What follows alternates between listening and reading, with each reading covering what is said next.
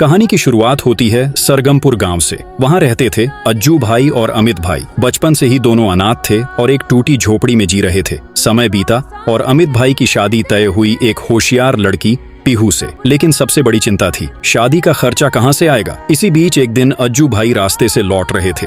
उन्होंने देखा एक अजनबी खून से लथपथ पड़ा है। अज्जू भाई ने उसे अस्पताल पहुंचाया। वो शख्स था इलाके का नामी अपराधी। होश में आते ही उसने कहा, तुमने मेरी जान बचाई है, ये कर्ज मैं सिर्फ दौलत से चुका सकता हूँ। उसने अज्जू भाई को हवेली पर बुलाया और ढेर सारा पैसा दे दिया। दोनों भाई खुश हो गए, अब तो शादी अच्छे से होगी। लेकिन किस्मत को कुछ और ही मंजूर था। शादी के दिन मंडप सज चुका था, मेहमान बैठे थे, पर पीहू गायब थी। अमित भाई बेचैन होकर उसकी तलाश में निकल पड़ा। दिनों की खोज के बाद उसे खबर मिली, पास के एक पुराने किले में अजीब हलचल है। वहां पहुंचकर उसने देखा पीहू कैद थी और सामने खड़ा था खूंखार इंसान, रेड क्रिमिनल। अमित भाई गरज कर बोला, उसे छोड़ दे वरना तेरा अंत यहीं होगा। लेकिन जवाब में तलवार चमकी और अमित भाई वहीं ढेर हो गया। जब अज्जू भाई घर लौटा और भाई को न पाया तो बेचैनी से जगह जगह भटका। आखिरकार उसे नदी किनारे अपने भाई की लाश मिली। उसकी आंखों से खून के आंसू निकल पड़े। वो चिल्लाया, किसने मेरा सब कुछ छीन लिया। तभी चारों ओर गूंजी रहस्यमयी आवाज, मैंने। लेकिन सामने कोई नहीं था। कुछ समय बाद अज्जू भाई खुद रेड क्रिमिनल के महल पहुंचा। वहां उसने पीहू को जंजीरों में कैद देखा। पीहू रोते हुए बोली, मुझे बचा लो।